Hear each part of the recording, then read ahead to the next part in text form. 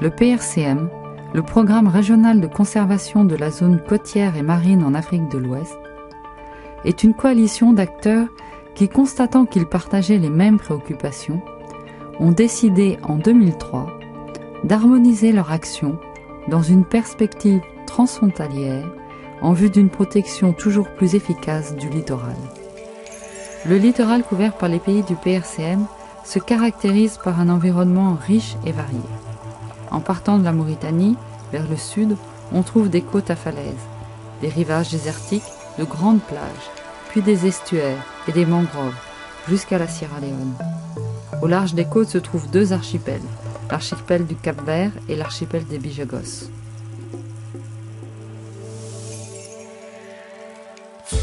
Ces rivages sont habités par des communautés dépositaires d'un patrimoine environnemental et culturel de valeur. Héritiers de savoirs ancestraux, ils sont aujourd'hui les premiers garants de ces milieux naturels. Les milieux naturels sont riches en biodiversité. Parmi les animaux emblématiques figurent les phoques moines, une espèce en voie de disparition, les tortues marines qui pondent sur les plages de certaines îles, les dauphins ou encore les oiseaux d'eau qui forment de grandes colonies majestueuses. Ces milieux sont aussi riches en ressources naturelles. Ils assurent la sécurité alimentaire des communautés et constituent de véritables opportunités économiques. Mais le développement de l'économie de marché a intensifié les pressions sur les ressources naturelles. Les capacités de pêche industrielle se sont développées au point de surexploiter la majorité des stocks. Même les coquillages font parfois l'objet de pressions excessives. Le développement des grandes villes et de certaines infrastructures a entraîné de nombreux impacts négatifs. Pollution, érosion côtière et inondations. Pour nous qui vivons dans les écosystèmes côtiers, la question du climat et du changement climatique est très importante. Moi, dans mon village, j'habite dans un village de pêcheurs. Mon grand-père était pêcheur. Notre maison familiale n'existe plus parce que les eaux de mer ont envahi les rivages, ont envahi les maisons et les populations qui habitaient le long de la côte doivent déménager et vivent dans une vulnérabilité très forte. Donc comment nous allons mettre nos efforts ensemble dans tous les pays d'Afrique de l'Ouest pour essayer de réfléchir ensemble sur cette vulnérabilité des populations et sur cette faible capacité de nos pays à résister à ces problèmes. Le PRCM cherche à mettre en place des méthodologies cohérentes et communes à tous pour une efficacité toujours plus grande et ciblée. L'organisation régulière d'un forum régional permet de partager ses expériences et mettre en place des solutions communes aux problématiques auxquelles doit faire face chaque pays. La pêche immigrante, la surexploitation des ressources naturelles et le changement climatique.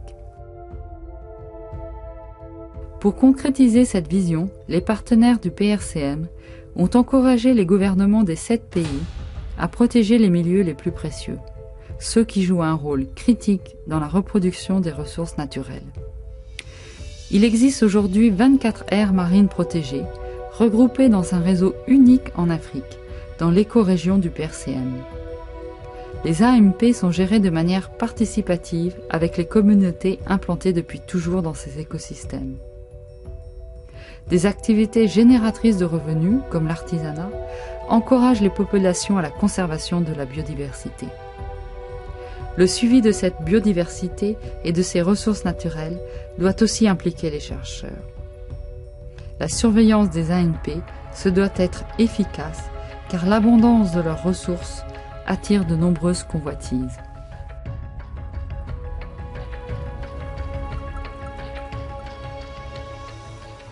Mis en œuvre en collaboration avec la Commission sous-régionale des pêches, la gestion responsable de la pêche est un autre élément central du PRCM. L'approche de la cogestion est ici encouragée. Elle intègre les aspects liés à la recherche, aux engins de pêche, aux embarcations et au développement, tout en cherchant à garantir la souveraineté alimentaire et la durabilité des ressources pour les générations futures. Toutes ces questions, ainsi que les impacts du changement climatique, l'exploitation des hydrocarbures ou encore le tourisme responsable, font l'objet de formations et de plaidoyers auprès des gouvernements. Pour la protection de l'environnement, une alliance des parlementaires et des élus locaux est nécessaire afin de traduire ces efforts en textes législatifs ou en ratification des conventions internationales. Le PRCM a ses victoires. un programme d'éducation environnementale inscrit au programme des enseignants auprès des enfants pour que ces derniers apprennent à devenir des citoyens du littoral. Après 10 ans d'existence, les partenaires du PRCM ont fait un bilan des réalisations à l'occasion du dernier forum régional à Banjul. Ils ont défini de nouvelles perspectives, de façon à renforcer la coalition pour influer de manière plus efficace sur l'ensemble des organismes gouvernementaux. Dès lors, le programme régional de conservation de la zone côtière et marine en Afrique de l'Ouest devient le partenariat régional de conservation de la zone côtière et marine en Afrique de l'Ouest. Un partenariat qui réaffirme les fondamentaux. Une gouvernance de la zone côtière et marine coordonnée, des actions concrètes pour la conservation de cette zone et la gestion durable des ressources naturelles marines, une analyse pertinente des enjeux et des risques qu'encourt la zone côtière, et enfin, une mobilisation et une coordination de l'ensemble des acteurs et des partenaires actuels et futurs du PRCM. En travaillant à travers le PRCM, les bailleurs de fonds vont pouvoir faciliter la cohérence, va faciliter une mise en commun des ressources et va faciliter une régionalisation de l'approche de la conservation. Les ONG locales et les opérateurs locaux n'ont pas tellement l'habitude de se mettre directement en contact avec les bailleurs de fonds. Les bailleurs de fonds ne connaissent pas tellement ces gens.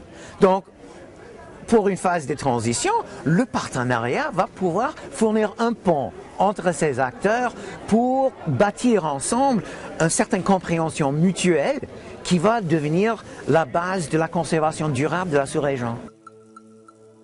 Il s'agit par conséquent d'un renforcement structurel pour la mise en place d'une plateforme élargie et pérenne. Elle a pour fonction la mobilisation, la cohérence et la coordination pour relever les enjeux et les défis de la conservation pour les populations africaines qui dépendent plus qu'ailleurs des ressources naturelles pour leur sécurité alimentaire et leur économie. Il est capital de pouvoir unir les efforts de chacun dans cette perspective.